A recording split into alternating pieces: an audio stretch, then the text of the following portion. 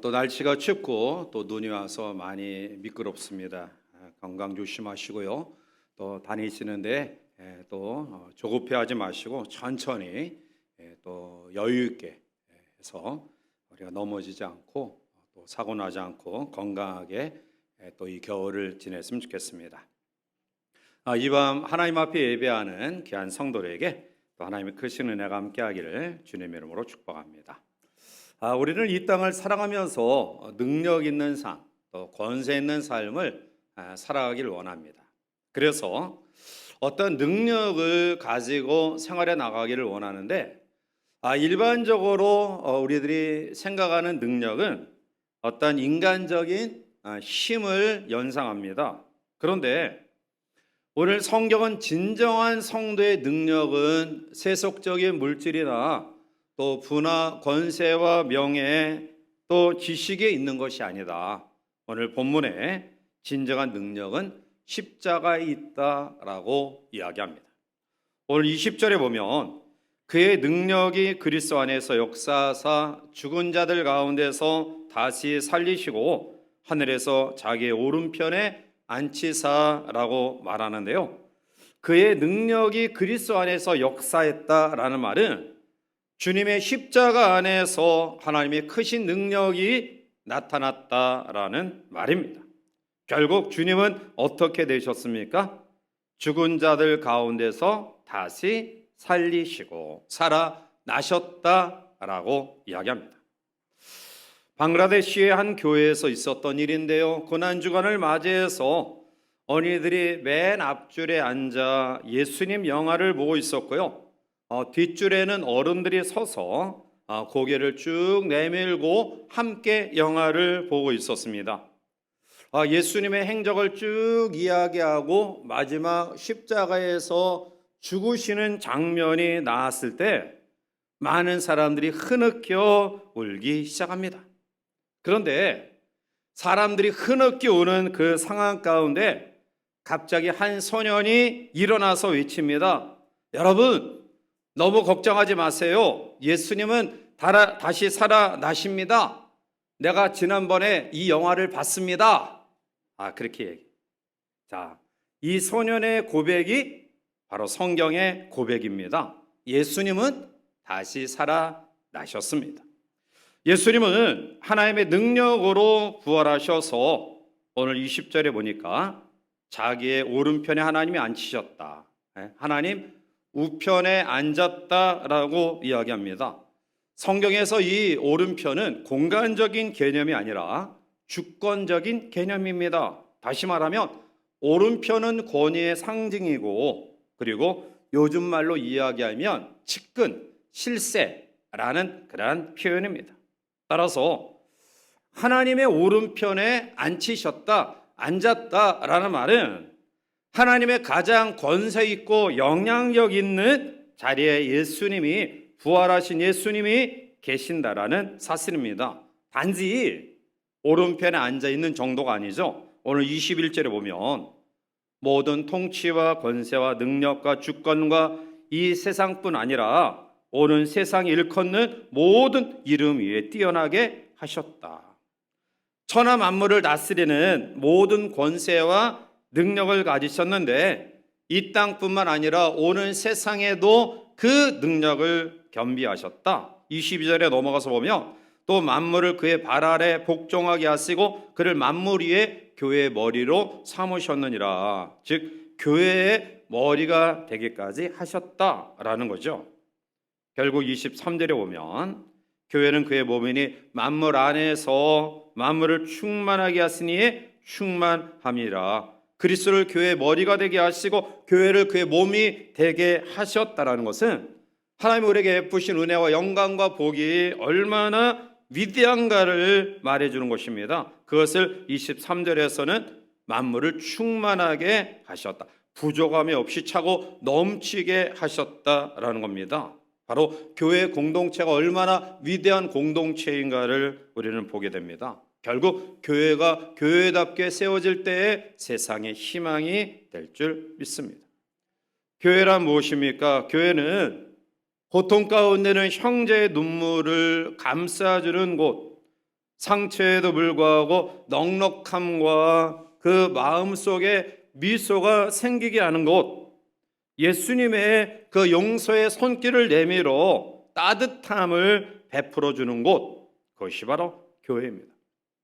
코로나 이전에 교회 성장 세미나라는 타이틀을 가지고 교회 부흥을 꿈꾸는 그러한 일들을 많이 계획하고 그러한 일들이 있었는데요. 그런데 엄격하게 이야기하면 교회 성장 세미나가 아니라 바른 목회 세미나가 돼야 된다라는 거죠. 아이러니한 사실은 한국 교회 성장 세미나가 성행하고 나름대로 성공했다라는 그러한 목회자들이 성공 원리를 전할 때 오히려 많은 그러한 교회의 성공의 요소가 낙후되었다라는 사실은 우리에게 큰 도전을 줍니다. 왜 그럴까요? 사람들의 의식 속에 교인 숫자가 많으면 최고라는 이 생각에 대한 경종이죠. 결국 사람들의 수가 많음이 의고 정이며 진리고 영성이라고 착각하는 부분에 대한 하나님의 경종이라는 거죠. 자, 오늘 주님은 이 세상에서 사역하실 때 두 가지를 확실하게 하셨습니다. 첫 번째, 주님은 교회를 세우셨습니다. 마태복음 16장 18절에 또 내가 네게 이르노니 너는 베드로라 내가 이 반석 위에 내 교회를 세우리니 음부의 권세가 이기지 못하리라 말씀합니다.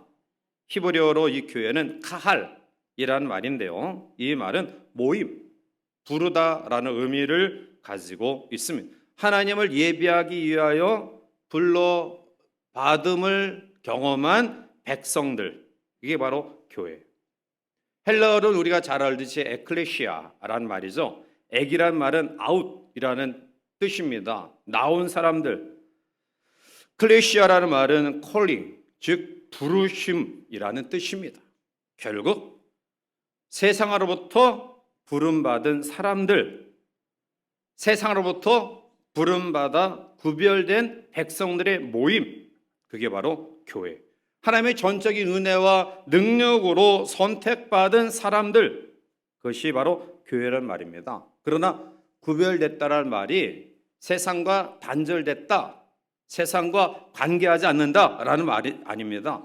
구별됐다라는 말은 특별한 존재로 부름받은 것을 의미합니다. 즉 예수님의 자녀로서 이 세상 가운데 살지만 다른 가치, 다른 존재 의식을 가지고 살아가는 것을 이야기하죠. 세상 속에 있지만 다른 존재로 살아가는 것, 그것이 어떤 의미입니까? 그것은 예수님의 보혈로 말미암아 죄와 무관한 하나님의 자녀로 살아가는 것, 죄와 사망의 자리에서 생명과 구원의 자리로 우리의 위치가 바뀌는 삶을 살아가는 것, 이러한 삶을 살아가는 사람들의 모임이 에클리시아, 교회라는 것입니다. 두 번째로 예수님이 이 세상에서 하신 분명한 사역은 바로 교회를 목양할 사도를 세우셨다는 겁니다. 누가복음 6장 12절 13절에 이때 예수께서 기도하시러 산으로 가사 밤이 새도록 하나님께 기도하시고 밝음에 그 제자들을 부르사 그 중에서 12를 택하여 사도라 칭하셨으니 라고 말합니다. 12사도를 택하셨습니다. 사도란 헬라어로 아포스톨로스 말이고요. 보냄을 받은 자, 대사라는 뜻을 가지고 있습니다. 그러면 부활하신 주께서 이 사도들에게 마지막 주신 명령이 무엇입니까?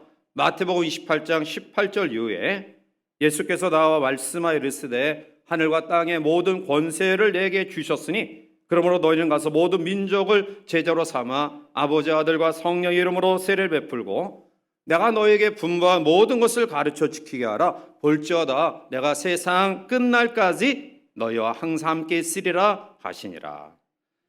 예수님께서 사도로 세우신 그 사람들에게 복음 전파의 사명을 감당케 하십니다. 결국 사도로 부름받은 베드로는 열정적인 대중 설교가가 되었죠. 3,000명 회개하는 역사가 나타나고요. 마지막 자기는 주님과 같이 똑바른 십자가에 죽지 못한다 해서 거꾸로 십자가에 매달려 순교합니다.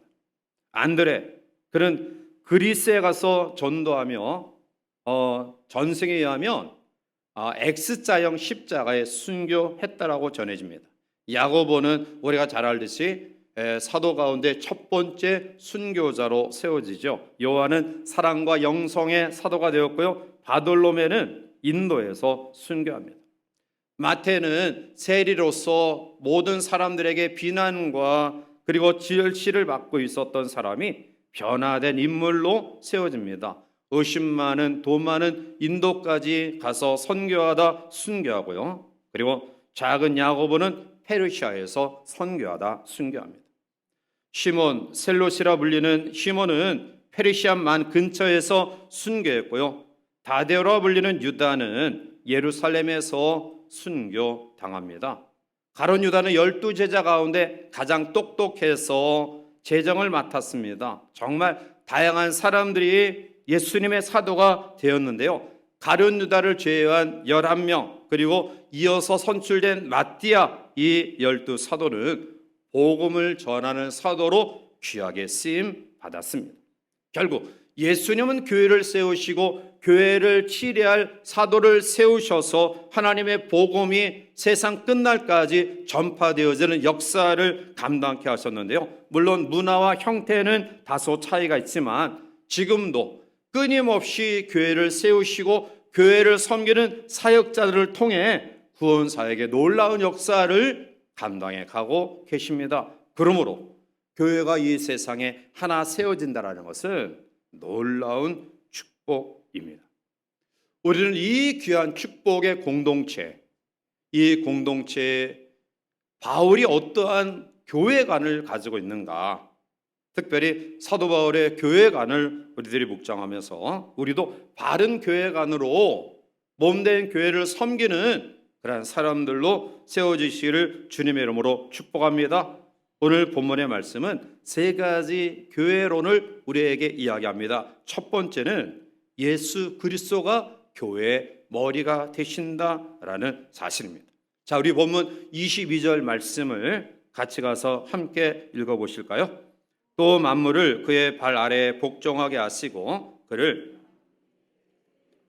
삼으셨느니라. 아멘.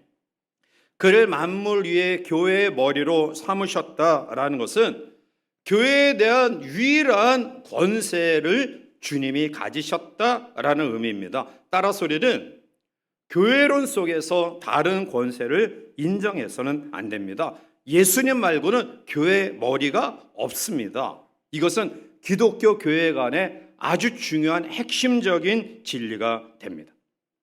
우리는 교회에서 머리가 되려는 사람을 인정할 수 없습니다. 만약 교회를 자기가 세우고 많은 물질을 투자하고 많은 시간을 할애해서 정말 영향력 있는 사람이라고 생각하는 그러한 사람이 교회의 머리 행세를 한다고 한다면 그 교회는 사람의 친목 단체이지 주님이 핏값으로 세운 주님의 교회는 아닙니다. 그래서 교회의 기초가 뭐냐?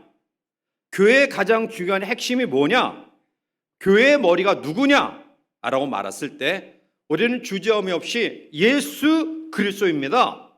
이러한 대답이 우리의 마음속에 금세금세 또 우리의 고백 속에 그런 것들이 주저함 없이 나와야 됩니다. 여러분, 교회 공동체를 구성하는 성도가 어떤 사람들입니까? 그리스도인. 그리스도인은 그리스도를 주로 고백하는 사람들, 예수님을 주인으로 모셔드린 사람들, 그 사람들이 그리스도인입니다. 그러면 예수 그리스도를 주로 고백하는 나의 주인으로 나의 구주로 고백하는 사람들이 모여서 교회를 이루게 되면 하나님이 그 교회를 이끌어 가시면서 교회에 복을 주시는데 누구를 통하여 복을 주십니까? 바로 그리스도를 통하여 복을 주신다라는 겁니다. 개인에게도 복을 주실 때 그리스도를 통하여 복을 주시지만 교회 공동체 속에 복을 내리실 때에도 교회의 머리 대신 그리스도를 통하여 복을 주신다라는 거예요. 이 귀한 진리를 바울은 특별히 교회론의 핵심 서신서인 에베소서를 통해서 강조하고 있는 거예요. 그리스도 안에서 그리스도를 통하여 그리스도와 더불어 그리스도로 말미암아 왜 하나님이 신령한 교회에 직접 복을 내려주지 아니하고 그리스도를 통하여 그리스도와 더불어 그리스도로 말미암아 복을 주시는 겁니까? 그 이유는 그리스도가 교회의 머리이기 때문에 그런 겁니다. 그래서 그리스도만이 교회의 머리입니다. 로마 캐토릭에서는 교회의 최고의 통치권을 교황에 있다라고 주장해요. 그러나 기독교의 교회가는 결코 사람은 교회의 머리가 될 수 없습니다. 예수 그리스도만이 교회의 머리며 교회의 주인으로 그 권위의 원천을 믿는 것입니다. 따라서 예수님의 권위 위에 어떤 인간의 권위도 교회는 배격해야 합니다. 인간의 생각이, 인간의 잡음이 교회의 회중을 움직이고 불평과 불만의 소리가 교회에 영향을 미칠 때 그 교회는 하나님께로부터 버림받는 비극을 면하지 못할 것입니다. 이것은 그리스도를 교회의 주인으로 교회의 머리로 최고의 통치자로 모시지 않은 탓입니다. 따라서 우리 모두의 마음속에는 그리스도의 권사 앞에 나를 복종시키고 자신을 예속시키며 십자가 권위 앞에 자신을 내어 던지고 예수님만이 교회의 머리가 되심을 인정할 때에 진정 하나님의 교회가 되어지는 것입니다. 두 번째는 올바른 교회는 그리스도의 몸이다라는 겁니다. 자, 23절 넘어가서 우리 함께 봅니다. 교회는 그의 몸이니 만물 안에서 만물을 충만하게 하시니에 충만함이니라. 아멘. 자, 오늘 우리가 그리스도와 연합되되 느슨하거나 기계적인 방식으로 연합된 것이 아닙니다. 그의 몸이다라는 말은 유기적이고 생명적인 그러한 연합을 이야기하고 있는 겁니다. 이것은 교회론의 또 다른 아주 중요한 진리입니다. 몸은 여러 지체의 집합입니다. 이 몸은 우리가 유익하거나 상황에 따라 떨어졌다가 다시 또 붙었다가 또 떨어졌다가 붙었다는 그러한 느슨하게 연합된 것이 아니라 이것은 실제적으로 하나를 이루어서 사화를 같이 하는, 즉 생명을 같이 하는 유기체의 연합이라는 거예요. 그것은 살아있는 연결, 생명적 연결이에요. 몸 안에 있는 손대로의 기능을 가지고 있고요. 발대로의 기능, 코, 눈, 귀, 몸의 각 부분은 각 부분대로의 기능을 가지고 있습니다. 그 기능은 연합될 때 효과적인 그런 역할을 하는 것이지 연합됨에서 떨어지면 아무리 쌍꺼풀된 예쁜 눈을 가지고 있어도 아주 뾰족한 콧대가 아주 날렵한 코를 가지고 있어도 몸에서 떨어지면 냄새나고 흉물스러운 것으로 전락된다. 그런데 우리는 그것을 가끔 착각하는 것 같아요. 나는 콧날이 높이 세워진 아주 멋진 그런 콧날을 가지고 있어요. 그것이 몸의 유기체에 함께 붙어 있을 때 그것이 빛이 발하는 거죠. 자기 혼자 잘났다고 떨어져 나가면 흉물스러운 것으로 전락. 그런데 그걸 알지 못해요. 얼굴의 지체 가운데 서로 싸움이 일어났어요. 마시는 것을 보면 눈이 제일 먼저 발견해요. 또 후각을 뛰어나게 가진 코가 냄새를 기가 막히게 맡죠. 그리고 그것을 손이 집어다가 입이 먹어요. 눈이 먼저 발견합니다. 코가 냄새를 먼저 맡아요.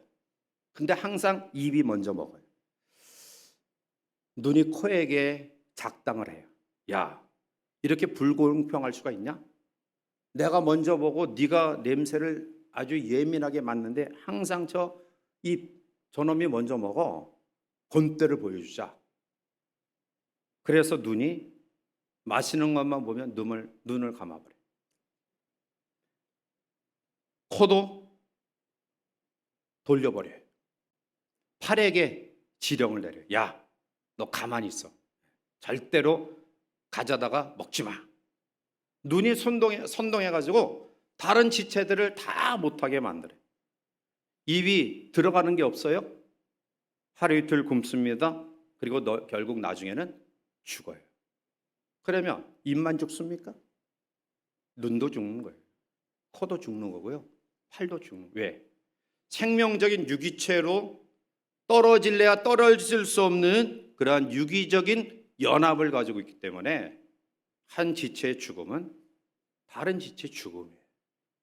그런데 이러한 교회론, 즉 교회의 머리는 그리스도고 그리고 우리는 그 몸의 지체다라는 이 교회론을 알지 못하는 사람들은 결국 자기가 동떨어져서도 얼마든지 잘 살 수 있는 것처럼 이러한 마음을 가지고 결국 오늘 눈이 지령을 내려서 코가, 팔이, 발이 아무런 역할을 하지 못하게 하는 것처럼 이러한 아쉬움이 잘못된 교회관을 가지고 있는 사람들을 통해서 교회가 문제가 생기고 결국 분쟁이 생기고 세상 사람들에게 욕을 먹는 비난받는 공동체로 전락해.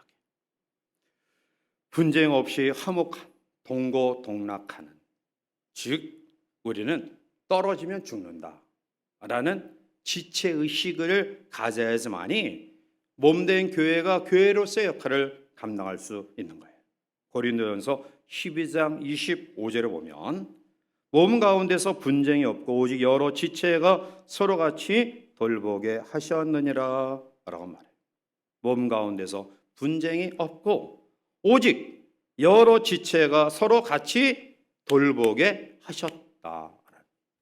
때로는 어떠한 지체가 부족하고 또 거기에 상처를 받아서 자기의 역할을 하지 못할 때 다른 지체가 꼴 좋다, 잘난 체하더니 잘됐다 이렇게 비아냥거리고 욕하고 또 경멸하는 게 아니라 그것을 정말 아파하면서 그가 감당했던 그 부분을 대신 채워주는 그런 마음, 이게 돌보는 그런 삶이에요. 이 돌봄이 있을 때 그 몸이 하나의 몸을, 건강한 몸을 이룰 수 있다. 그래서 성경은 우리에게 교회의 머리는 그리스도다. 모든 권세는 예수님에게 있고 그리고 우리는 그 몸된 교회의 지체다. 물론 중요한 부분일 수도 있고요. 또 중요치 않은 부분일 수도 있어요. 그러나 이 모든 그러한 지체들은 교회의 건강함을 이루는데 정말로 필요한 요소들이다. 그래서 우리 모두는 내가 드러나는 것이 좀 더 낫다고 해서 뭐 교만할 이유 없고요. 또 드러나지 못하고 내가 생각할 때 난 별로 이렇게 큰 도움이 되지 못하는 것 같아 라는 마음을 가지면서 스스로 자학할 이유 없어요. 왜냐하면 하나님이 우리 몸을 이루는 여러 구성 요소들을 세운 것은 나름대로 필요가 있기 때문에 그 몸을 이루는 지체로 세워주신 거예요. 하나님이 우리 물레동교회에 여러분들을 한 교우로 세우신 것은 여러분들을 통해서 하나님이 감당해야 될 부분이 있기 때문에 불러주셔서 물레동교회 공동체 일원으로 세워주신 줄 믿으시기 바랍니다. 이런 마음을 가지고 살아가야 돼요. 이게 바른 두 번째 교회관이에요. 마지막 세 번째, 교회를 충만케 하신다. 23절 말씀을 우리 다시 한번 같이 읽어보시겠습니다. 교회는 그의 몸이니 만물 안에서 충만함이니라. 아멘. 교회는 충만한 공동체다. 여기서 말씀하는 이 충만이라는 원어 헬라어의 의미는 수동적인 의미와 적극적인 의미가 있어요. 충만하다라는 그러한 적극적인 의미는 교회란 그리스도를 가득 채움으로 완성시켜 나가는 것, 그리스도를 충만케 하여 완성시켜 나가는 것. 다시 말하면 교회는 그리스도의 몸으로서 교회의 머리이신 그리스도로 말미암아 끊임없이 여러 가지 것들을 공급받아 그리스도로 충만하게 하는 데까지 나아가는 곳이다.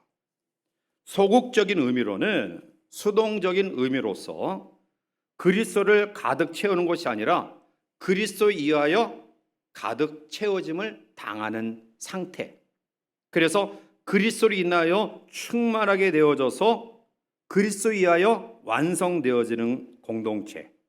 그 공동체가 바로 교회라는 거예요. 그래서 주님은 자기의 생명으로 그의 몸된 교회를 충만케 하신다라고 말씀해요. 골로새서 2장 9절을 보면 그 안에는 신성의 모든 충만이 육체로 거하시고 라고 말합니다. 이와 같은 원리로 주의 몸된 교회 안에는 예수님의 생명이 충만히 거한다라는 곳입니다. 여러분, 교회는 충만한 곳이에요. 교회는 부족함이 없는 곳입니다. 교회는 하나님의 은혜, 하나님의 사랑, 하나님의 능력, 하나님의 권세, 하나님의 축복이 모두 충만한 곳입니다. 온 세상 만민이 다 와서 만족하리만치 얻어도 남음이 있는 충만한 곳, 그게 바로 교회. 그러니 교회가 얼마나 위대해요. 여러분, 우리가 교회 일원이 된다는 것이 그냥 취미생활 가운데 하나가 아니라는 겁니다. 우리가 일상을 생활에 나가면서 그냥 여유가 있으니까 취미생활 가운데 시간 조금 내가 할애하면 신자가 되고 성도가 되고 이러한 차원이 아니라는 거예요. 교회는 이 세상에서 경험하지 못하는 그 충만함을 예수 그리스도를 통해서 그 권세를 통해서 우리가 누리는 곳이 바로 교회예요. 그러니 교회가 없으면 우리가 어떻게 이 고난 많은 세상을 살아갈 수 있느냐라는 거예요. 우리를 끊임없이 좌절케 하고 절망케 하고 낙심케 하는 이 모순된 세계 속에서 우리가 어떻게 힘있게 당당하게 살아갈 수 있느냐라는 겁니다. 빌립보 4장 19절에 나의 하나님이 그리스도 예수 안에서 영광 가운데 그 풍성한 대로 너희 모든 쓸 것을 채우시리라. 아멘. 생명력 넘치는 하나님의 은혜, 생명의 삶의 윤기, 그 모든 충만함이 있는 곳이 교회다. 그리스도의 뜻과 사랑과 생명과 창조적 능력과 파워가 충만히 임하는 곳, 그것이 교회. 그러니 교회 생활하는 우리가 얼마나 감격과 감동이 있느냐라는. 여러분, 우리가 교회에 나와 예배하는 것, 또 하나님 앞에 세상으로 불러냄을 받아 성도라 부름을 받는 것, 그것은 우리가 많은 것들 가운데 하나를 충족시키는 정도로 끝나는 게 아니라는 겁니다. 만물의 충만함이 교회의 머리 대신 그리스도를 통해서 우리에게 공급되어지는 공동체가 교회라는 거예요. 이라는 은혜가 우리 가운데 충만하기를 주님의 이름으로 축복합니다. 그래서 몸된 그리스도인, 그리스도를 주로 고백하는 세상으로부터 불러냄을 받은 성도는 내가 아무리 연약해도 마귀와 사탄의 육체가 시달림을 경험한다 할지라도 그것이 우리를 결코 좌절시키거나 패배시키지 못합니다. 왜? 주 예수 그리스도의 속성과 능력과 충만함이 그러한 속에서도 여전히 우리를 붙들고 계시기 때문에 그런 거예요. 여러분 가운데 혹시 마음의 아픔과 힘듦, 좌절과 절망, 내 힘으로 되어지지 못하는 여러 가지 육신의 아픔과 그리고 진로, 우리의 자녀들, 우리의 상황 속에서 경험되어지는 이 모든 어려움이 있다 할지라도 그리스도 예수 안에 있는 사랑에서 그 어떠한 것도 우리를 끊을 수 없다. 그리스도의 풍성함이 우리 가운데 넘쳐난다. 교회를 섬기는 단 하나의 이유 때문에 우리가 이러한 능력과 은혜를 경험하고 있다. 이러한 감사가 우리 가운데 있기를 바랍니다. 이게 바로 올바른 교회가 아니에요. 교회는 그리스도의 충만함으로 채워지는 공동체다. 우리의 부족이 뭡니까? 여러분들이 지금 마음속에 허전함을 느끼는 요인들이 무엇입니까? 누르고 차고 넘치도록 채워주시는, 우리의 필요를 충만하게 채워주시는, 만물을 충만케 하시는 교회의 머리 대신 그리스도의 권세와 능력이 이 밤 연약한 가운데, 병약한 가운데, 부족한 가운데 낙심된 가운데는 성도들에게 차 넘치는 은혜로 함께하기를 주님의 이름으로 간절히 축원해 드립니다. 말씀을 맺습니다. 세상에서 가장 영광스러운 사실 가운데 하나는 그리스도가 교회의 머리라는 사실과 교회는 그의 몸이라는 사실이에요. 우리가 그 몸을 이루는 지체라는 것이고요, 그 지체인 우리가 교회 안에서 그리스도의 충만함을 경험한다라는 사실, 이게 이 땅에서 경험하는 가장 영광스러운 일인 줄 믿습니다. 우리는 예수님과 함께 십자가에 못 박혔고요, 그로 말미암아 죄와 저주로부터 해방되었습니다. 더 나아가 영광스러운 사실은 나 역시 그리스도와 함께 다시 살리는 능력의 사람이 되었다라는 것입니다. 우리를 다시 살리신 하나님께서 우리를 그리스도의 머리가 되신 교회의 몸을 이루는 지체로 우리를 세워주셨고요, 그리고 오늘 우리를 하여금 세상이 주지 못하는 충만함으로 여전히 내가 느끼지 못하고 내가 마음속에 체험하지 못하는, 마치 하나님이 나를 버리시고 나를 외면하시고 멀리 떨어지신 것 같이 보이는 상황 가운데서 여전히 나를 붙들어 주시고 내 배후에서 우리에게 충만한 은혜를 주신다라는 이 놀라운 사실을 통해 교회를 섬김이 얼마나 복된 일이에요. 교회의 일원이 된 것이 얼마나 축복된 것이며, 우리의 주어진 삶에 조금 부족하지만 몸된 교회를 통해 함께 섬길 수 있음이 얼마나 귀한 은혜인가를 이 밤 다시 한번 모두 기억하고요, 교회의 머리 되신 그리스도, 각 생명 유기체로 연결된 우리 모두가 서로 한 몸임을 기억하고요, 서로 격려하고 칭찬하고 위로하고 용기 주고 세워주고 또 함께 순종하고 하나님의 풍만한 충만케 하시는 은혜를 경험하면서 사도를 통해 교회 속에 하나님의 복음을 여기까지 전달케 하신 하나님의 역사가 이 마지막 때 물레동 교회를 통해 종과 더불어 온 성도들, 또 세워지는 재직들, 우리 영화부일까지 모든 생명 유기체 우리 성도를 통해서 이러한 놀라운 역사를 힘있게 일어가는 아름다운 은혜가 우리 가운데 충만하기를 주님의 이름으로 간절히 축원해 드립니다. 기도합니다.